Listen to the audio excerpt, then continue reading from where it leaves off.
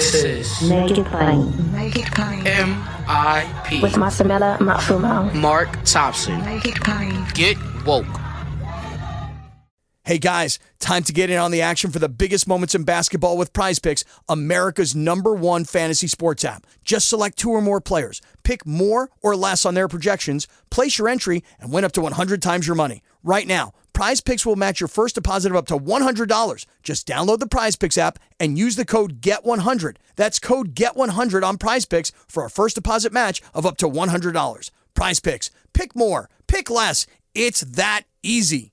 Once again, happy to be joined by the founder of the largest online progressive community, ThursdayCoast.com, and host of the ever-popular podcast, The Brief, and founder of Civics with a Q, the polling firm. Markos joins us. Markos, how are you today, man? Doing good, Mark. Always such a pleasure. Likewise. We were just talking about bridges, and we'll be joined later, folks, by the Department of Transportation Highway Administrator, Federal Highway Administrator, and what a tragedy in Baltimore. That was a scary sight. And Markos and I were just talking about, I live in New York and their bridges. And Markos was saying to me, when I said, let's talk about it on there. Markos was just saying to me as we were coming on, his thing about bridges. And I have the same thing lately. I'm getting better. But a few years ago, I was driving from New York to DC, which was not unusual. And for the first time, I got a level of vertigo and anxiety going across the Delaware Bridge. You know how big and how it's weird. And so not long after that, I went to San Francisco and I just couldn't do the Golden Gate. That's just the thing. So I have some friends and relatives who live in Baltimore. One told me just yesterday that she used to take that bridge, the Francis Scott Key Bridge, frequently to take her son to school. Lord have mercy. Another told me he never used it for the same reasons we said, Markos. It's too high, it's too much water, and it was an old, rickety steel bridge anyway. It just looked sketch. Yeah, two lanes. And he said it's one of those kind of bridges, as long as it was, you could still hear the trusses of... That's what you ain't going to... I'm like, oh yeah, that's out. No, thanks. I would have had helicopter me. But, and this thing, now I've gotten better lately. I had to do some bridges in Florida last year, and too much to my surprise, I could handle them. But seeing that video does not help those of us who have a bridge phobia. Mark, it looked like it was like an erector set. Remember those old erector sets when we were kids? It did not look real. It looks rickety as heck. And just the way it fell, like in seconds, the whole thing just crumbled. And modern bridges are engineered differently.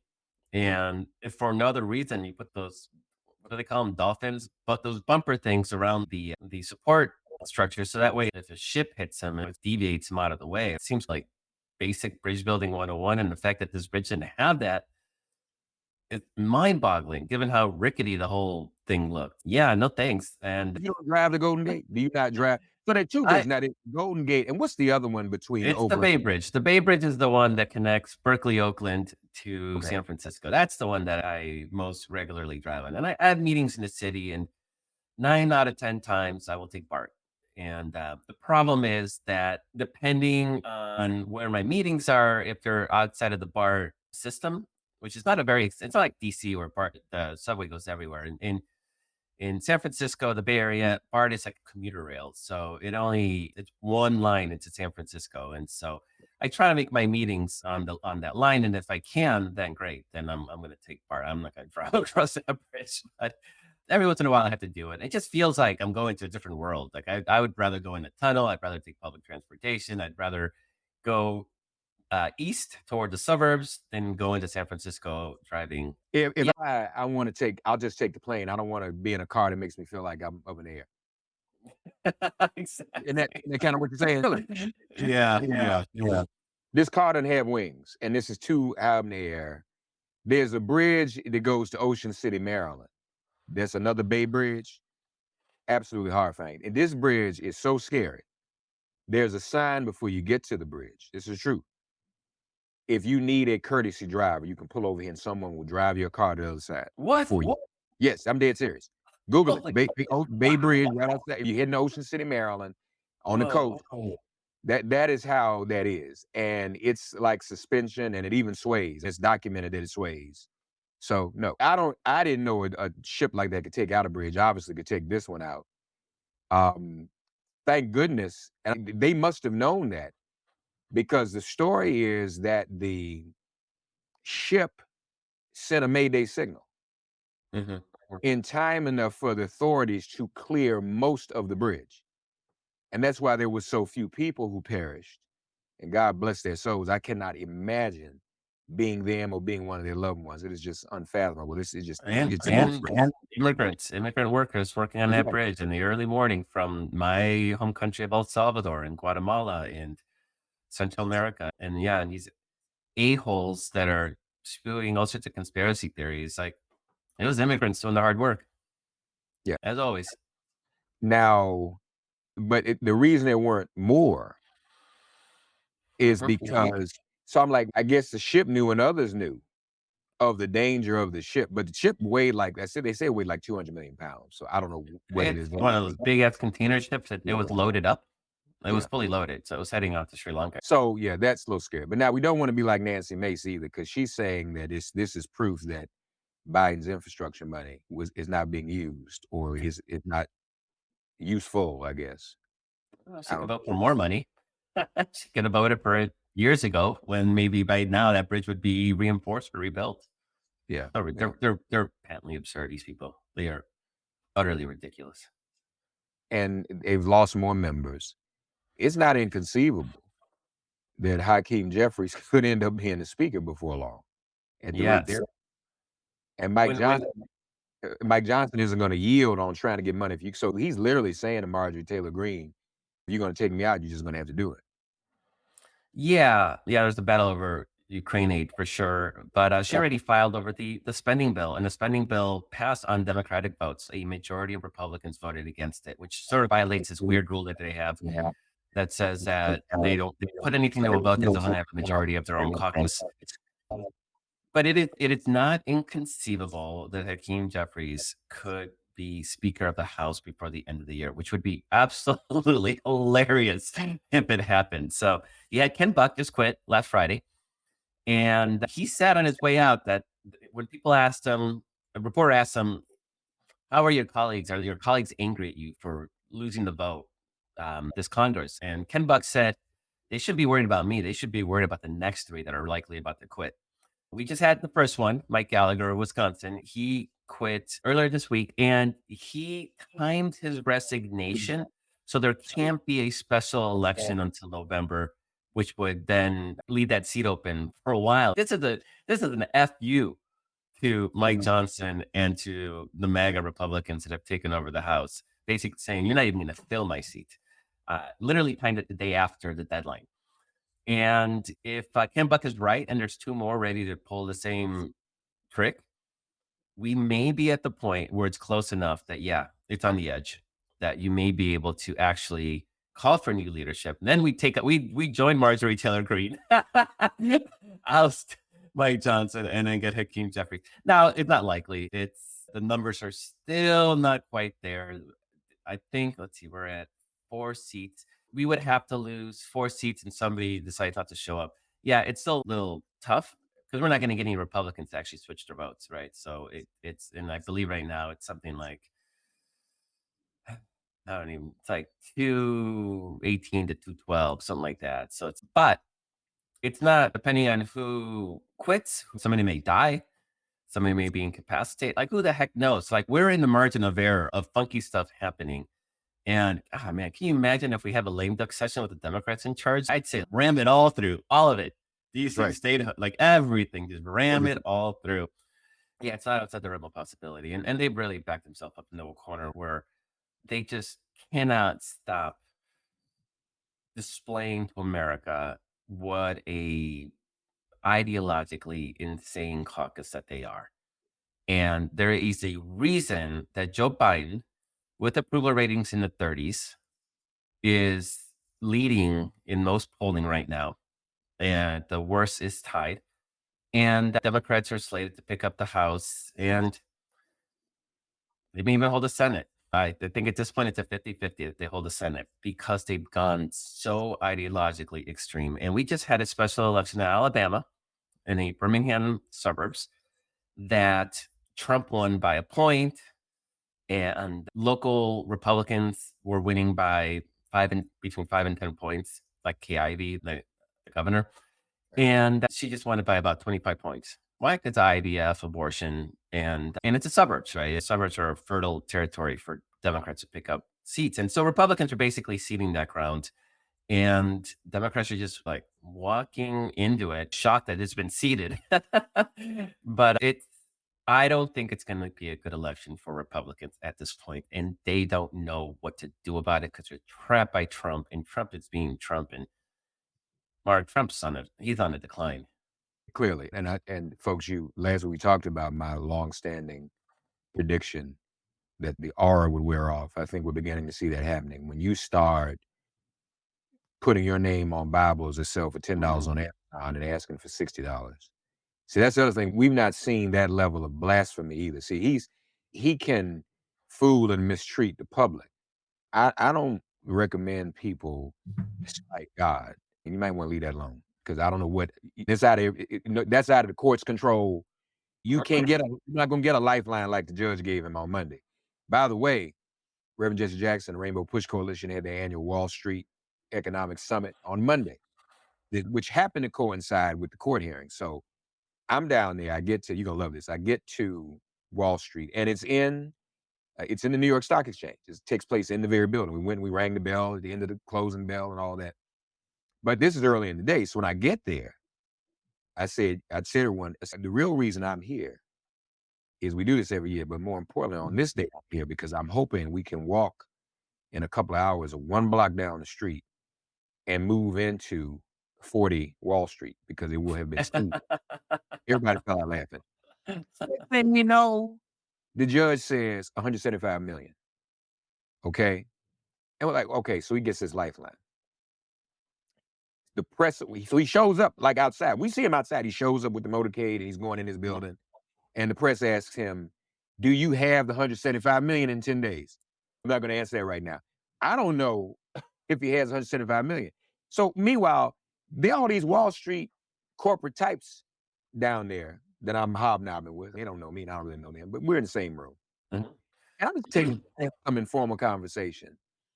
And everybody agrees. They said, Mark, people aren't going to give someone money with a reputation of not paying it back, number one. And then I asked another question. I said, is there a possibility that there might also be a level of resentment? Because I said, any of you guys, I'm talking about 2 or 3 of them. I said, any of you guys who had been charged with these types of crimes, do you think you would have gotten grace on your bond? And they all said no. Yeah. And that's another point of disdain. Even for rich people who aren't regular people like us, they couldn't see a scenario where somebody would just get him grace on bond like that. And so that just fuels the disdain and resentment for who this character is. Great for the rich people to realize that Donald Trump may be not one of them or play some different rules. I've been watching right-wing forums. This is like the rank and file of MAGA. And they've already been grumbling. They've been grumbling all year. So early in the year, Donald Trump talked about a compromise of 16 weeks on abortion, right? And that had them already skittish. Then he's doing this thing where he's showing up late to rallies. And he didn't do that before, apparently. 2016, 2020, he'd show up on time. He's showing up late. And so people are having to leave early. It's a lot. His base is old people, right? And so they can't sit there and stand out in the middle of nowhere. They have these rallies in the middle of the cornfield, in the middle of nowhere. So there's grumbling about that he's disrespecting them. This Bible thing, again, there's grumblings. And now there's not an all-out, F this guy, I quit, because they worship the guy. It's a cult. But you got these like feelings of unease. And they're like, I wish he wouldn't do that. And if his most faithful, hardest core cultists are having doubts, you can better believe that suburban people who aren't part of that cult are like this isn't really working for me. And that's what we saw in Alabama, is that as people extricate. Mark, do you know what the Bulwark is? The publication, the Bulwark? I'm familiar. So the Bulwark is, for those who don't know, it's the Never Trumpers like Bill Kristol and Sarah Longwell and a bunch of these old school Republicans who quite honestly got us to where we are with the Republican Party. They enabled it. But once they the inmates took over the asylum. They're like, whoa, like we didn't like this. We like their votes so we can get tax cuts. We didn't actually want them in charge of anything. So they created the Bulwark. But here's what's amazing. It's thebulwark.com. Anybody go there. I promise you, go there. These are Bill Kristol. Y'all remember Bill Kristol? He was like he founded the National Review, or was it the Weekly Standard? One of the conservative magazines. Like he was hardcore Ronald Reaganism.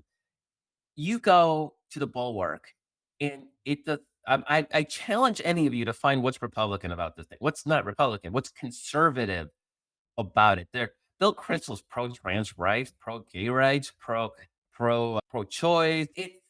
Once you take away the tribalism and say you don't have to follow dogmatically the Republican agenda, whatever that becomes, whatever that is, book burning and hating immigrants and anti-abortion, anti-IVF. Once you strip away the suit that I have to be a good member of my tribe, conservative Republican. Once you take that away, they all get really reasonable. They all start sounding like Democrats, Mark. Yeah.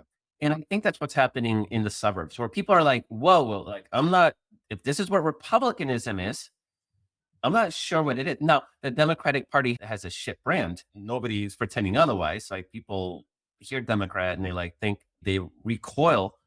But given a choice between the Republicans that they actually see as dangerous to their own liberty and freedom and democracy, and then the other side, Democrats talking about freedom, they may be like, yeah, I hate Democrats, but they're not scary.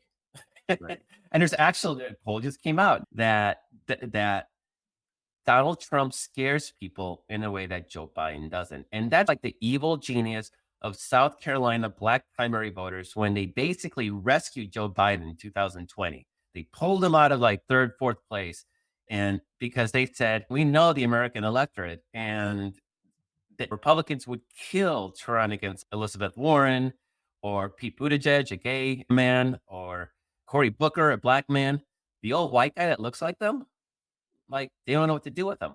And it's exactly what's happening right now with Joe Biden. He may be unpopular. He may be this, he may be that, but he looks like a Republican, like a typical Republican voter, and they don't know what to do with that. And I don't know if it was earlier this week or late last week, but just recently, within the last 7 days, the Republican Congressional Campaign Committee, right? So the Republican House arm, the National Republican Campaign Committee, National Republican Congressional Committee. Sorry, I got it eventually. They put out a memo saying, don't run against Joe Biden. It's not working. Because nobody is afraid of Joe Biden. And Republicans had just spent a year talking about Joe Biden being senile and being cognitive decline. And then that all got just blown out of the water at the State of the Union address. So they got nothing right now. So they're literally telling their candidates, don't run against Joe Biden because it's not going to get much traction. People aren't afraid of Joe. They may think he's old, but does that make you afraid? No, Donald Trump is a threat to our democracy. It's a threat to our personal freedoms and liberties. So people are really motivated against Donald Trump in a way that they just can't, even the most partisan Republicans, they just can't seem to get into it. Now, Mark, if it was Hillary Clinton, Elizabeth Warren, Cory Booker, if it's anybody that wasn't an old white guy, Pete Buttigieg, a gay man, anybody that wasn't an old straight white man, they'd be going to town. My God, they'd be so happy because they would just lean into their bigotry. They can't lean into their bigotry with Joe Biden, which is really putting him at a huge disadvantage. And that's not to say it's all good, Mark. You know that. Like, I want that first woman president. But in this moment, it really puts him at a disadvantage. And that's why you see Donald Trump flailing. I think you're right. He doesn't have money. He's feeling that if he was on his own show, he'd fire him. There's just no doubt that this Donald Trump would not survive The Apprentice. And so he's feeling the heat of the cases.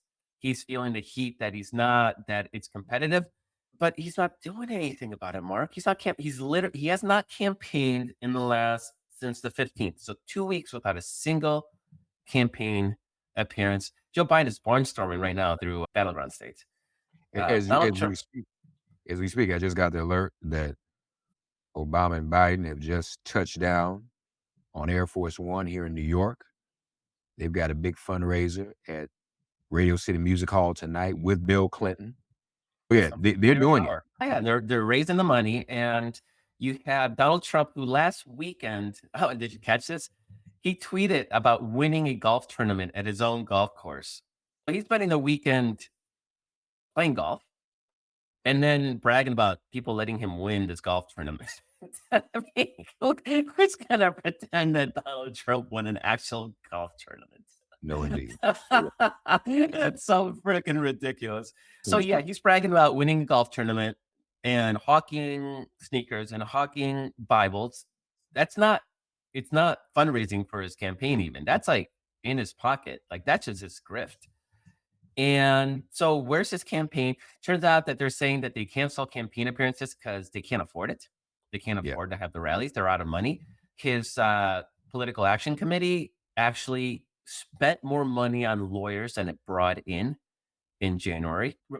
Democrats have a 2-to-1 right now fundraising advantage. If you look at the Biden campaign, the super PACs, the House Senate committees together, they have about $180 million in the bank. If you look at all the Republicans together, I think they have around 70 or 80 million in the bank, and most of that is Senate Republicans, because Mitch McConnell is the last standing old school Republican who knew how to raise money.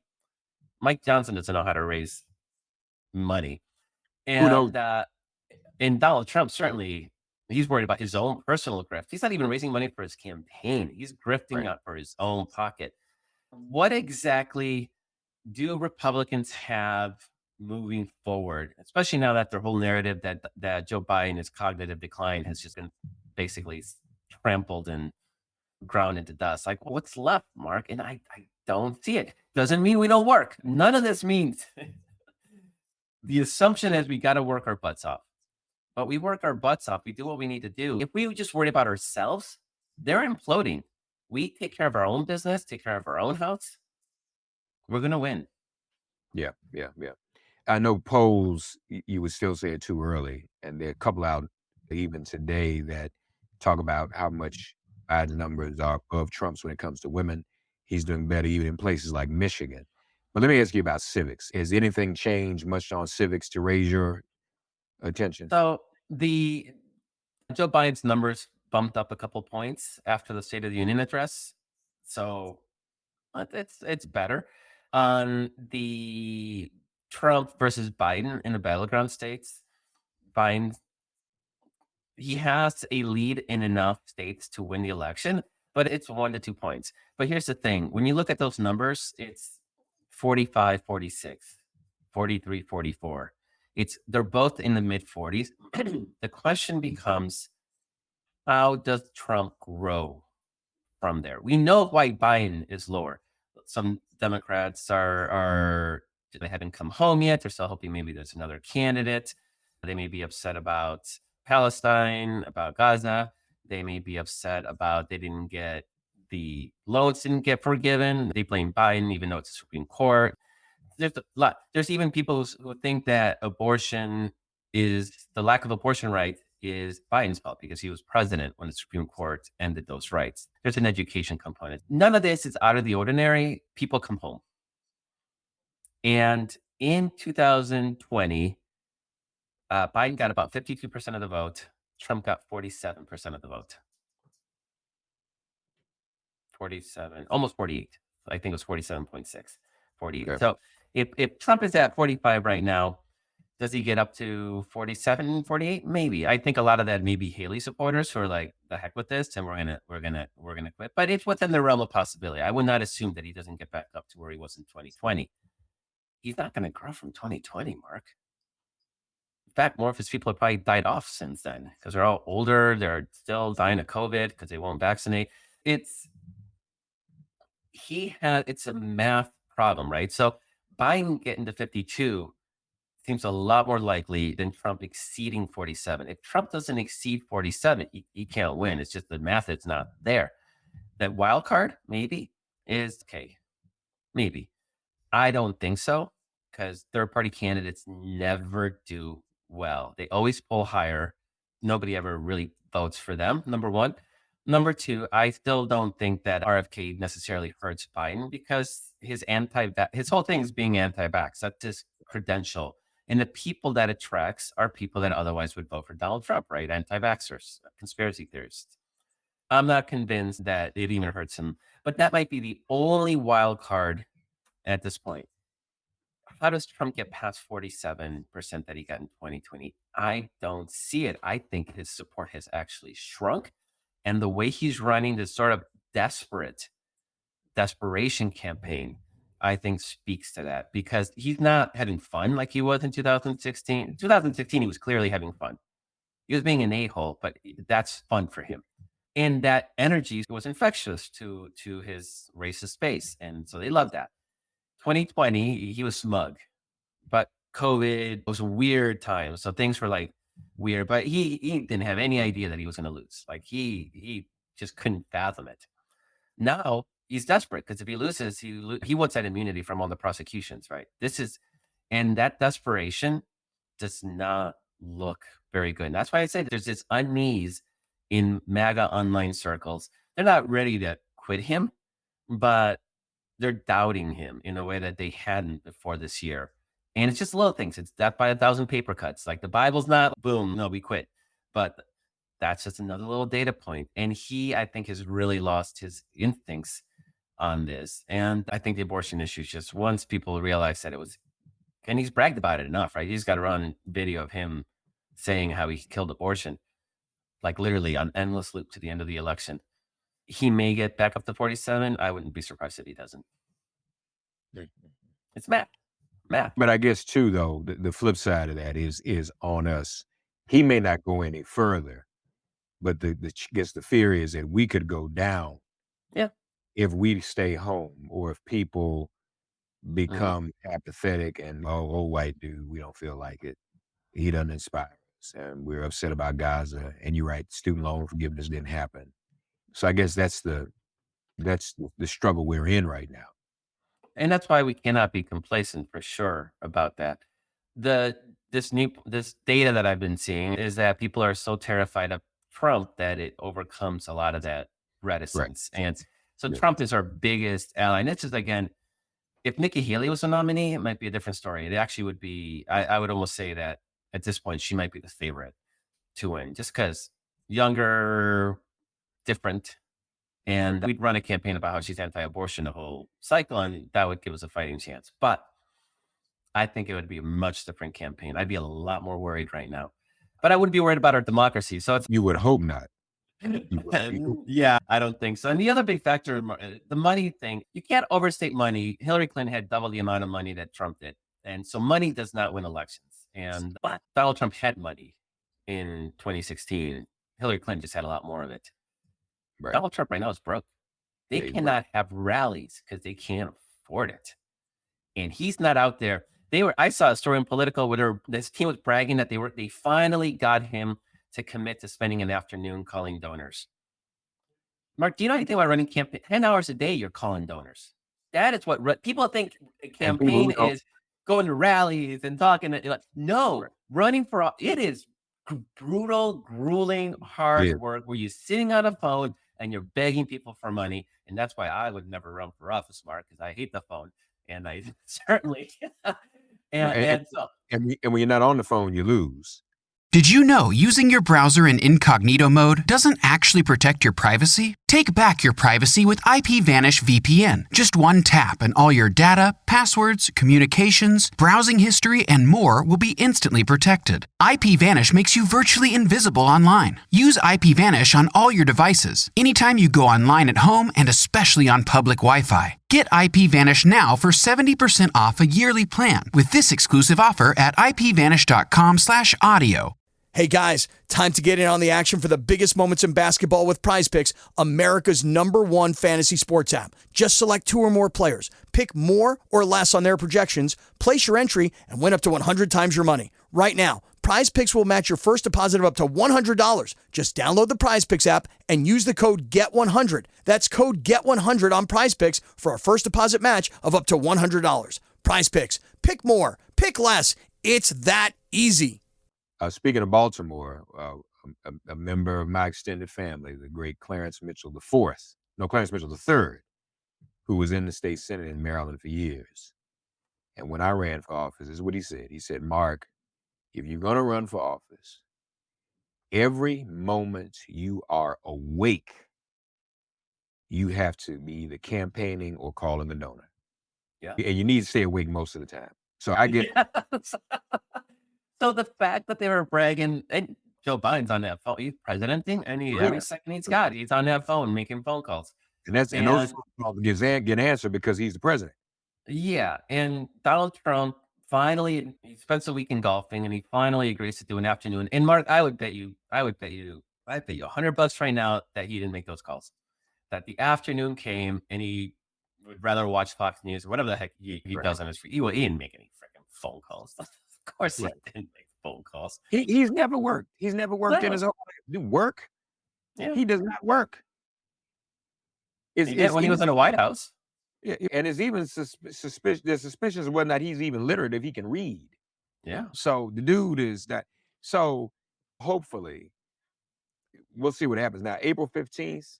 This is real now. Like Yeah, we're gonna get some new numbers. It's gonna be very SHIT. illuminating. The kids say SHIT just got real. They Mhm. start the jury selection too.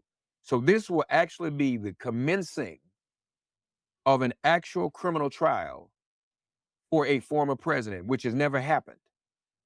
All right. So this is the Stormy Daniels piece. Mhm. And this is not complicated. This is pretty open and shut. It's probably far less complicated than Fonnie Willis and Rico. And I just want to say something too, just speaking since I brought up Fonnie. If a judge in Texas can outlaw mifepristone, if I'm not pronouncing it correctly, when his wife is making the argument in court, then Fonnie Willis can have a relationship with the prosecutor. Because that's a conflict of interest is when we on both sides are conflicting with each other and affects the case. I am your spouse arguing a case in front of you. That's not the same as a prosecutor who has no conflict with the other side or with the judge. So I just want people to understand that. And then these are Clarence Thomas's friends. If the Supreme Court oppose the ban on this drug, it's over as far as I'm concerned. Yeah, they won't. And I'm not sure. And it looks like it's going to be a 7-2 decision based on oral arguments.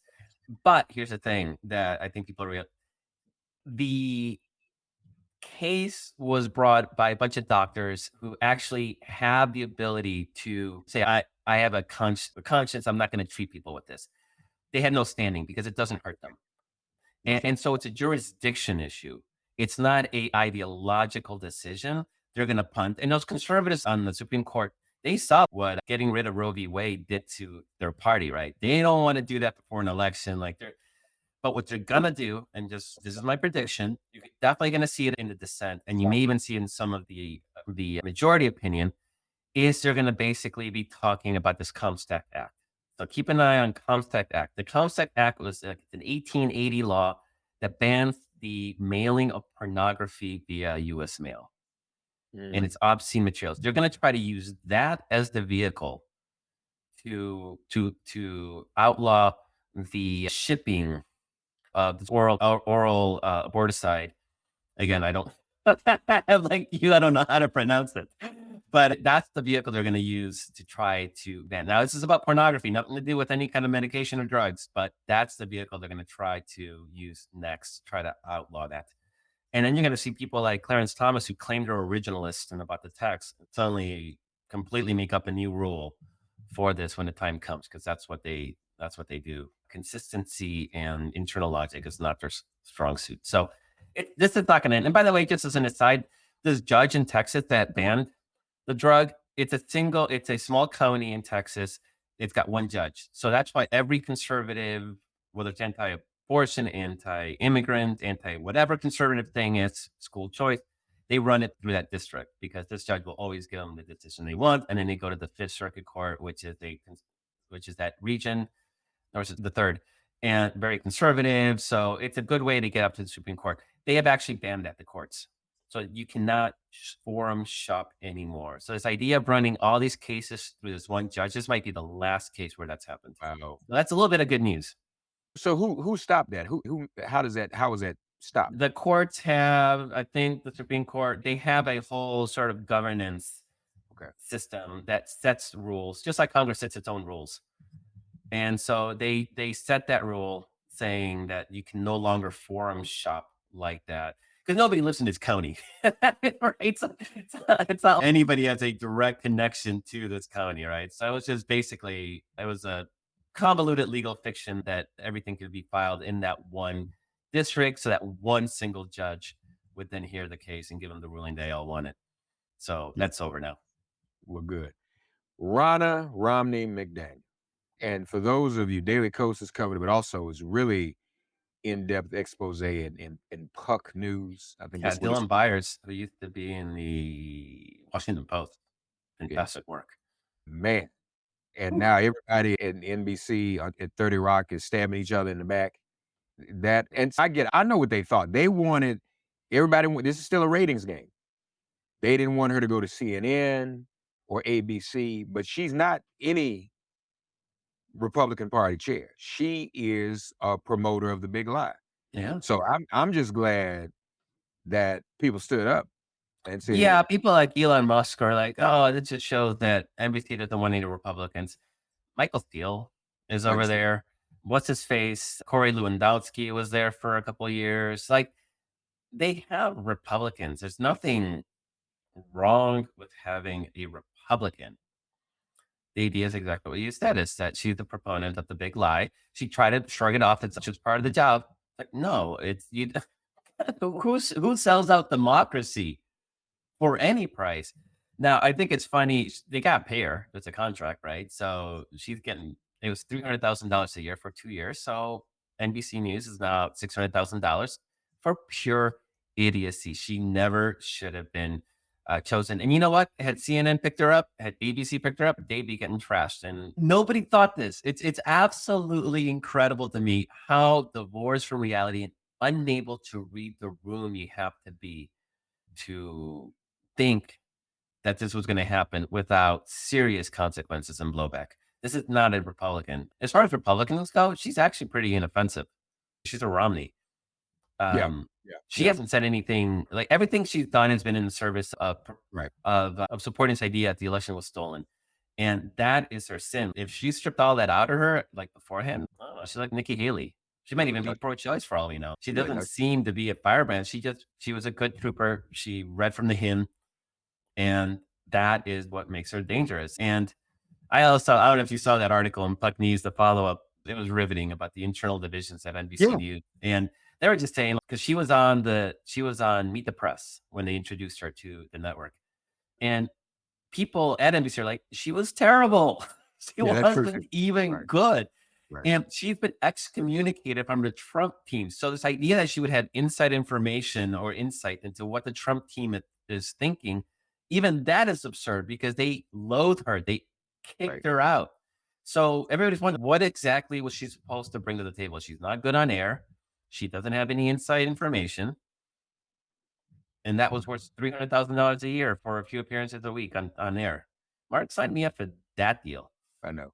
And maybe she knew what she was doing because she knew no matter what, she'd walk away with $600,000. I also understand that her creative artist agency has dropped her. Yeah. She no longer has representation. So it reminds me, you talk about how bad she was, and people talk about how bad she was on Meet the Press. You may remember when I was still at Sirius XM and they brought Steve Bannon back. And me and a few other hosts spoke out against that. And I went on MSNBC.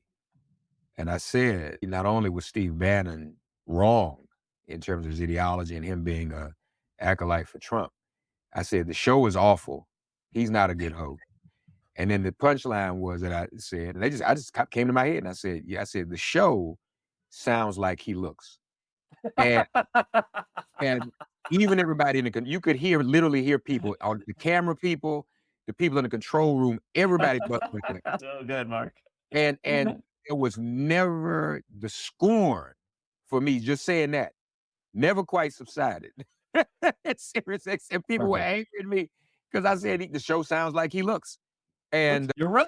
So funny because it's true. It is true. These people are something else. But yeah, MSNBC and NBC, they didn't do themselves any favors. And then when you got your $30 million person, what are you gonna do? Fire Rachel Maddow? What are you gonna do? So you got a choice now. You pay the rest of her $30 million, or you pay this one $600,000. So you make a choice you have to make. If you go move on into those other hosts, you got to pay all of them. But her, no, it really hurt the credibility of everything that was going on. Lastly, let me tell you how effective Markos in this show is, Thursday Coast. Last week, I went to the whole thing about Kate and how I'd gone down the rabbit hole. And the next day, the day after Thursday Coast of last week, ladies and gentlemen, I guess they were so affected by what Markos and I had to say. She actually releases a video telling the truth about what's going on with her. And I don't know why they couldn't just do that in the first place. But here's what's interesting. We wish no ill will. And in fact, I had said, and others had said, we knew there was something more, something else more had to be going on, whatever it was. Okay, so obviously, yes, tragic, prayers up, and all of that. But the New York Times does this piece, and the British government and it's saying Russia helped fuel a lot of the conspiracy theories about Kate. Okay, maybe some of the stuff. But, and I'm never going to defend Putin and Russia, but guess what, y'all? Russia did not produce a Photoshop photo. Yeah. That's what got this going. In other words, if Russia did add to it, it was able to add because y'all sent out a Photoshop photo. Yeah. The article in the New York Times didn't even address that. It didn't address that was the original sin that took people over the edge, which still has not been explained, which is still extremely bizarre. You have cancer. Okay, you say, look, we'll let you know, we'll release a statement when we're ready. We're not ready to talk right now. Whose idea was it to literally tell a lie? In other words, the photo was going to come out. And if the photo had worked, we never would have known. One. Two, let's be honest, y'all. Just like every other public figure, you're a public figure, we have to know what's going on with you. And there's no figure is more public, nor more taxpayer financed and funded than the royal family. So what is the big secret? And at this stage, it's not like you have any enemy. People don't dislike Kate. So you would only get more support, more prayers, more goodwill. She did. What's it working, man? Yeah. No, nobody hates her like the way they hate Meghan Markle for no reason. So it just for a reason. Yeah. It's anyway, but it was after this show, the next day. I guess they heard us and they said, okay, Mark is going off the deep end. We probably need to hear. Yeah, damage control time. I was, Tell the truth. and I didn't subscribe to any one conspiracy. I didn't know what, but I was literally just pulled in. I was reading all of them. What is? Yeah. I don't know how hard it is to say she's having some medical complications. We'll let you know as soon as we're ready. And then, the press would be like, what is it? What is it? What is it? What is it? But it's different than, why are they giving us a really crappily Photoshop image? Like, they couldn't hire somebody to do a good job. It wasn't even good. It was like the intern slapped it on. It was bad. And then she's getting cancer treatment, and then she has time to Photoshop and the frame of mind to Photoshop a picture by herself with 16 errors in it. No, I don't think so. And so those questions probably will never be answered now. And unfortunately, she had to tell her story. And I get it. Maybe they didn't want the kids. Maybe the kids didn't really understand. I get all that too. But you had to do it now because of this. Anyway, that's another effect of Thursday Coast, folks, that we got the truth. And prayers for their family, and also prayers for those in Baltimore. That's still just something you cannot imagine or comprehend, and I just could not imagine being in that situation and not knowing. And then it was even reported today, somehow those construction workers, they couldn't be gotten to in time. The word didn't get to them in time to come off the bridge or whatever. It's too bad. Yeah.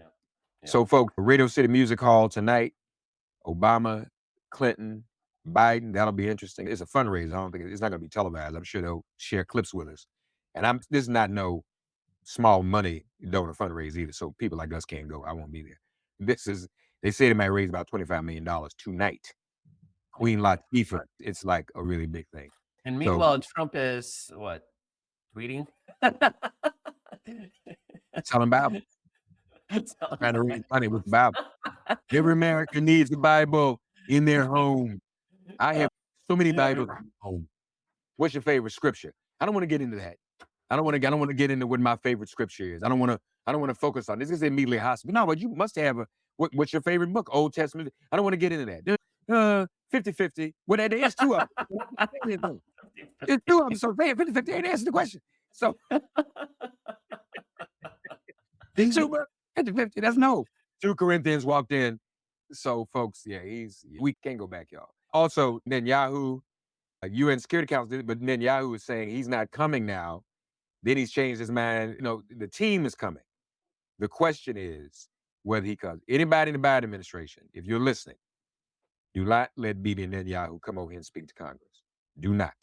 If Johnson invites him, there's nothing Biden can do, and I think that's what they're trying to get. Netanyahu is completely partisanized Israel's future, which is if Israel's political establishment. And to be very clear right now, if there was elections in Israel, he would lose by a landslide. Yeah. So this is very much a Donald Trump gambit where he's clinging to power in order to avoid he's been indicted. Like that case is on hold because he's the prime minister. Same sort of situation. If he loses power now, he's going to jail. Yeah. So all this misery that he's continuing to inflict, he lost the U.S. And when you lost the U.S., you really effed up as Israel because it took everything. It took everything for Biden to finally throw up his arms and be like, F it, we can't go on like this. Right. And everybody's, it's Michigan, it's politics. No. Biden and Netanyahu have never really gotten along. Biden was trying to guide him into not doing what they did, and it didn't work. Okay, cut your losses. And it's like that war cabinet in Israel, they need to do something about Bibi because he's leading them down the wrong path. You're right. Johnson will invite him, but unfortunately, Johnson won't get the backlash Biden will in the current climate. That's the thing. So what I'm saying is if he comes, you will see probably one of, if not the largest mass demonstrations in the history of this country. Will be massive. People already, when the news came that he might be coming, people started mobilizing. And the Biden doesn't need that. It would not serve them well for something like that to happen in an election year. Because again, you back in 1968, there weren't a lot of mass demonstrations in 1980. But we know that crisis led to Jimmy Carter's downfall. But yeah, I just hope that does not happen because I don't know how the Biden administration keeps that off of them unless he says, if he's coming, I'm not going to meet with him. And we are totally withdrawing any verbal support. You can't take they got the weapons. Some people think you can go get the weapons back, but you can't really do that. They've got all the aid that they've gotten from the United States. So you can't reverse that. So I guess all you can say is, as you did with the UN Security Council vote, abstain or whatever, or make more outspoken demands that there be an immediate ceasefire. But yeah, I think it would be wise for everybody for him not to set foot here. Because you're right, it ultimately, that's him lining himself up with Trump. And I bet you if he comes and Biden doesn't receive him, he'll be in a photo op with Trump. Oh, absolutely. And it's shocking to me that Bibi doesn't realize how that's not the bet you need to be making. He's desperate. He's just like Trump is desperate. They're both too desperate, despotic, murderous, horrible people. And it wouldn't be surprising if they clung to each other. Yeah. Thursday Coach, everybody. DailyCoach.com. Thanks, buddy. Thanks so much. Catch you next week. Ladies and gentlemen, we're not of the circumstances, but nevertheless glad to have join us today from the Department of Transportation, the Federal Highway Administrator, Shailen Bhatt. Mr. Bhatt, how are you? As well as can be expected. Yes, obviously. What a tragedy this is. Let me let you begin. What's the latest update that you can offer us? Yes, I think tragedy is a great way to describe it. Our thoughts and prayers are with the families of the 6 people who were lost, and also the thousands of workers in and around Baltimore whose jobs are being impacted by this, but that is the sort of sad part about this. But as a matter of hope, I think we just want people to know that the federal government, all branches that need to be in action are in action to get the port reopened, get the navigable channel restored, and get the bridge rebuilt. Was there any indication? It's hard to know where to begin. Was there any indication that there were some structural concerns about this bridge? Was there any signal that something needed to be done, or was this just literally something that could not be avoided? Yeah, just for everyone to set their mind at ease. As the Federal Highway Administration, we have what we call the National Bridge Inventory that tracks every bridge in America. They're inspected on a biannual basis. And if those inspections find things, we close bridges. And we just closed a bridge in Rhode Island a few months back. It's caused a lot of traffic problems, but safety is always going to be our number one priority. In this case, this bridge was inspected last year, satisfactory bridge inspections, no concerns from a bridge inspection standpoint. The bridge was safe. This is just a spectacular chain events that you can't really envision, but we'll wait for the investigation to tell us exactly what happened. And also for those of us who even have a hard time comprehending, what do we know about the impact? Is it true that this is a ship? We know how big container ships are. I just want to get a sense of what kind of force it would take to bring down a whole bridge. Yeah, so remember, but force is a function of both the weight, the 100,000 ton vessel, and then the speed. Because if a car is moving 10 miles an hour and runs into something, it's not that big a deal. If it's moving 80 miles an hour, there's just a lot more force. And in this case, the ship was moving at 8 knots. So very heavy ship, high rate of speed in that channel, and hitting a pier that can't take that kind of force. So it's the equivalent of like an aircraft carrier. If you think of an aircraft carrier hitting a bridge, just a massive impact. And while the bridge is designed to take a lot of lateral load and stresses, it's not something that it was designed for. So waiting on the investigation, and also obviously, is it also in your purview to deal with the crisis at hand now? And that's a very important channel that affects shipping, import, export, the supply chain. What is going on there? Yeah, so I think that this is part of President Biden's whole of government approach. So the Army Corps of Engineers is working with the Coast Guard on the recovery efforts and bringing together all of the material that will be needed to clear that channel. And that's the first path here, is to get that channel cleared. The Secretary Buttigieg has been working with the automobile shippers, the heavy farm equipment shippers that are in this port. The sugar is another good, and many of those ships are diverting, but the supply chain issues are being managed. But I think that is the most important part, is getting that port back open as quickly as possible to minimize supply chain disruptions. Can you confirm that the ship was able to send out a Mayday alert that allowed the authorities to minimize the loss of life? Is that true? Yeah, absolutely. The pilot who was operating the ship did manage to convey a Mayday that was conveyed to the Maryland State Toll Authority police officers on the bridge, who were able to close access to the bridge, which meant that the only vehicles that were on the bridge were the ones from the work crew, who were the ones who did, many of whom lost their lives. And so I guess we presume that the word just didn't get to them in time. Actually, the word did. It is my understanding that there was some communication. It just, they didn't have enough time, as you said, to get off the bridge. But I think the silver lining on this dark tragedy is there were no other vehicles. It's a busy interstate highway, and the fact that there were no other vehicles affected, I think is a small blessing. No, it is, as one of my family members says, it's sobering. I have family who use that bridge regularly in that area. Yes. So there's no way, folks, you could have seen that video and not been affected. We all drive across bridges every day. Thank you for joining us and giving us an update, and we hope you will keep us informed. And God bless you. God bless the families, first of all, and we can continue to keep them in all of our prayers. But God bless you and the work you have to do. Is there a timetable? We got to build a new bridge, right? Yeah, build a bridge. What I tell people is that the port, getting that port open is a matter of days and weeks to get that clear. the bridge is on the months and maybe a year or years, depending on what we find coming out of this. But yeah, this will be something we're dealing with in the Baltimore area for the foreseeable future. And there's another, getting the port reopened, the port can go back to functioning. Yes. The bridge won't be there. Exactly. There won't be a bridge. Yeah. Thank you, sir. And God bless you and your work. And we all hope for the best. Thank you so much.